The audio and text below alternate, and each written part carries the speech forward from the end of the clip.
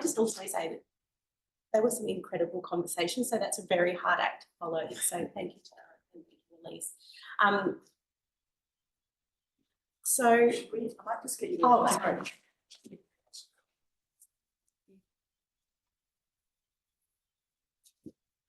I too, before going further, would like to acknowledge that I am on and I work on the sovereign and unceded lands of the Wurundjeri people of the Kulin Nation, and acknowledge that there can be no climate justice without First Nations justice. We are stepping in for Bronwyn Lay, who leads the climate justice work at the Federation of Community Legal Centres. And so Jack and I were given this gig a little bit last minute, so apologies we don't have slides. Jack and I are part of the Climate and Disaster Justice Working Group of the Federation. So Jack and I are going to be giving a very grassroots perspective. I guess, though, the themes that we've heard around power and inequality and community organising at the regional level, we see replicated in the domestic spaces. I will probably talk a little bit more first just to set the context, then Jack will talk about equitable adaptation. But just to set the scene just a little bit, the Community Legal Centre that I work at is located in Narms East, which is out this way, that way, and there's around 900 people that live in the area, and it's an inner urban catchment that goes all the way out to an outer regional, outer urban area. It goes all the way from the inner urban being Hawthorn, Box Hill, and then to the outer region along the Warburton Highway, Hillsville, Warburton, Yarra Junction, and includes the Dandenong Ranges, which is a heavily treed and mountainous area. And these regions have experienced several climate-induced weather events, including the catastrophic 2009 Black Saturday bushfires and a 2021 extreme storm weather event, all of which caused widespread damage to business infrastructure and in particular community. So that's a little bit about me and the service that I'm representing. Jack? Yes, so I guess so I live up on Jarrah country. It's very lovely to be back down and wondering where we're on country, but I work at Arc Justice in a climate justice role. So Arc Justice is a community legal centre, so we provide free legal services predominantly across the areas of family violence and family law, civil and tenancy. And we cover 13 local government areas across Jarrah country, Tangaroon country, Yorta Yorta country. It's a really wide area across north central Victoria. And that's got the Murray River along the northern edge of it and a series of significant rivers flowing south to north into the Murray. And in 2022, we were heavily impacted by the significant floods. 12 out of the 13 local government areas were impacted. Towns like Seymour, Shepparton, Rochester had very severe impacts. Just as one example, the town of Rochester, which is in Campaspe Shire, of the roughly 1,000 houses in that town, about 900 were underwater. And that wasn't just the houses, it was the local businesses, the community assets, the municipal government assets that were all impacted. And some people are still not in their homes 2.5 years later. And we jumped as a community legal centre to respond to legal needs in that context. And just the southern part of our catchment is heavily forested, so significant fire risk. We got lucky this previous fire season without too much significant fire coming through, but even just the risk of fire has significant economic impacts where people cancelled their travel plans and just due to the danger. And now we're facing other risks around drought, and there's a lot of farming communities in our catchment. So it's just a bit of context of who we are. And just given the international and regional nature of this workshop, we thought it was probably worth sharing a bit more detail for those that don't know about community legal centres. There are, how many have I got here? 170 across Australia. They're community-based organisations, not-for-profit organisations providing free legal advice, representation, casework and education. Our focus is on supporting and working with people experiencing marginalisation and disadvantage. And when we do that work, we then take what we learn and work with our communities to then advocate to change law and policy. So as CLCs, as I said, embedded in local communities, we've been witnessing firsthand the inequitable impacts of climate change and extreme weather for many years now. since 2009, and I think in the community legal sector, the 2009 bushfires really heralded the start of cascading and compounding legal and interrelated non-legal issues. And again, these, as I've sort of talked about before, these are, most felt by communities who are already experiencing marginalisation and disadvantage, and particularly for the communities that we work with on Wurundjeri country and Narms East, local First Nations communities, people with disability and older people have been most detrimentally impacted.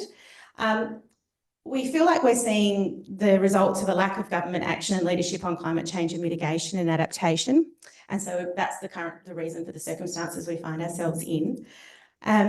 We see communities experiencing complex legal issues, many with significant human rights implications.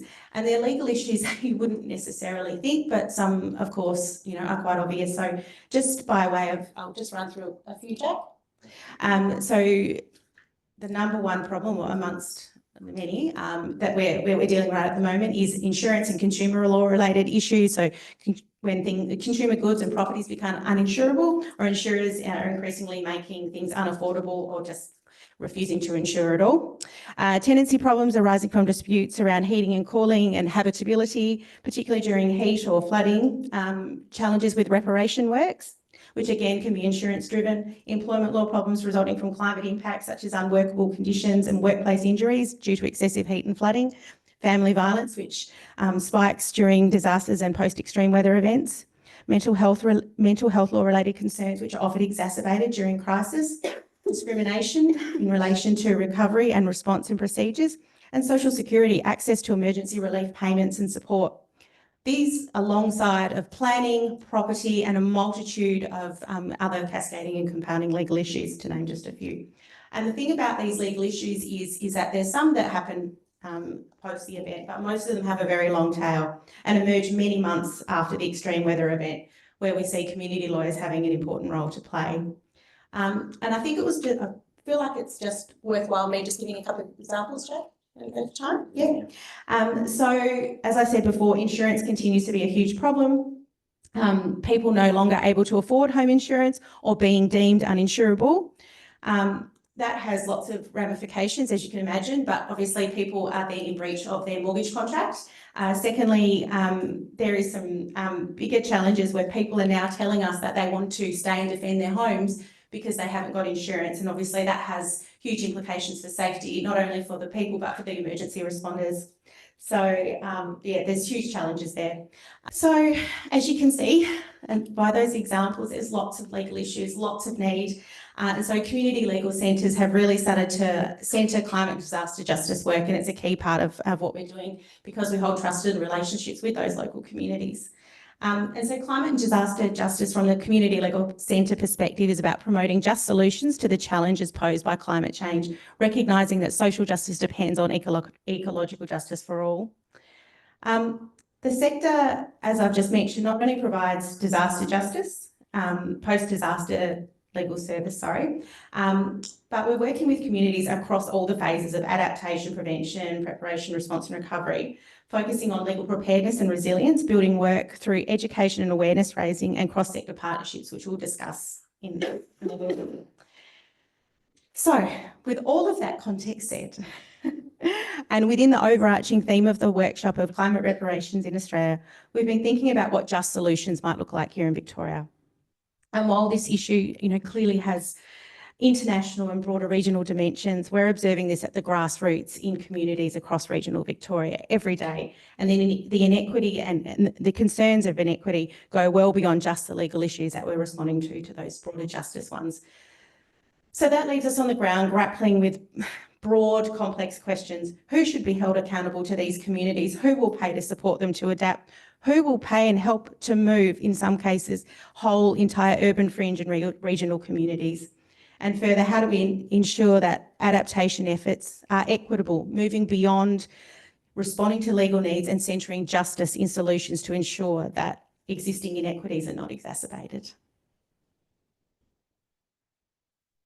Thanks, Donna. So Donna's painted a pretty clear picture there of the legal needs that emerge through disasters and why it's so important that community legal centres are present in disaster planning, in response, in recovery, and also in thinking about prevention of those legal needs from emerging.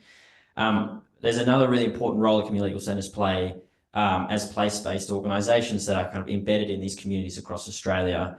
And that's in keeping a close eye on the broader justice and equity implications of climate change in the communities we work with. So it's beyond just the legal needs, it's that broader justice equity piece. And so there's a really important part of the role of community legal centres as non-government entities like Victorian Legal Aid, for example, that in really strong law reform and advocacy, and really building that law reform and advocacy to strengthen the rights to enable more just outcomes for those we work with. So we look to as a trusted voice by government that is embedded in these communities in Australia, and our focus on supporting those who are already experiencing disadvantage and marginalisation means that our law reform centres those communities. And just a couple of brief examples of how that's now coming through in this growing disaster climate justice work across the community legal sector. At the moment, we're talking about a few priority law reforms. So, for example, changes to the Tenancy Act here in Victoria to better protect renters' rights when they're at risk of being evicted immediately after the disaster. Minimum cooling standards in rental properties with growing severity of heat waves.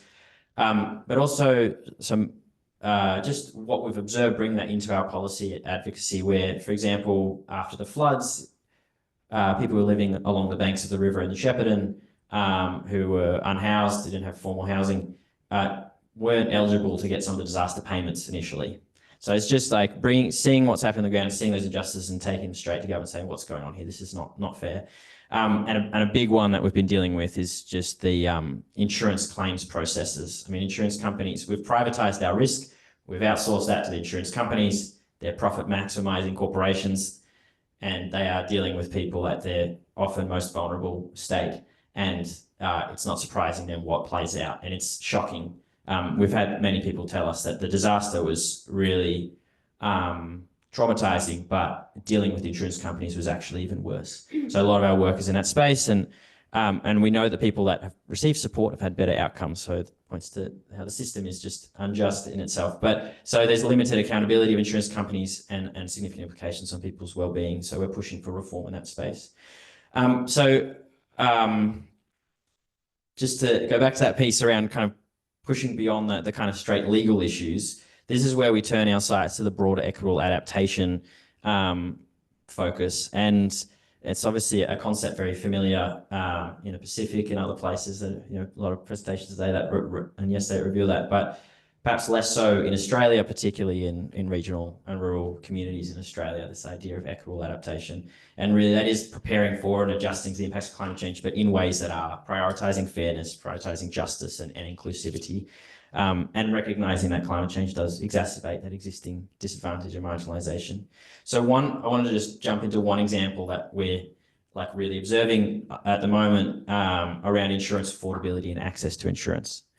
It's becoming increasingly an issue, and we're really concerned about the flow-on equity implications of that. So in some towns, it's jumped up to $30,000 a year, which is effectively uninsurable. In some places, insurance companies have actually just pulled out because the risk is too high and it doesn't make financial sense to them.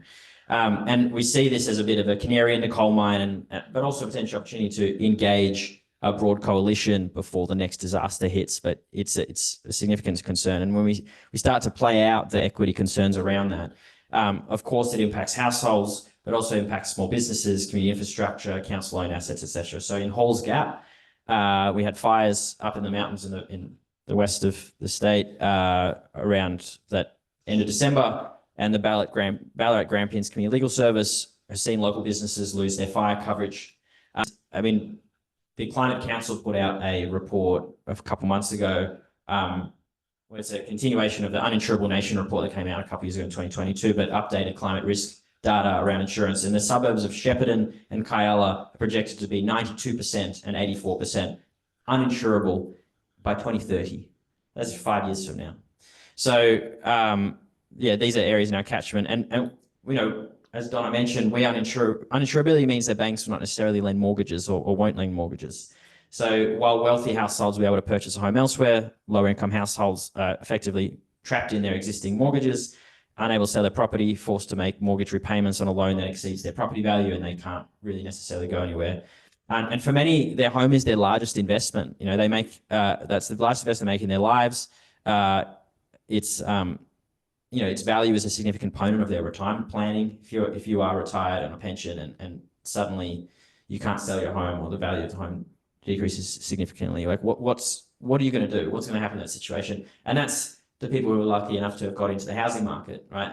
Outside, I mean, even the people who are then desperate to get into the housing market or trying to get a home over their roof over their heads are probably the ones who are likely to buy into these places and forego insurance. And so there's this very high risk of further concentrating poverty in areas of higher risk.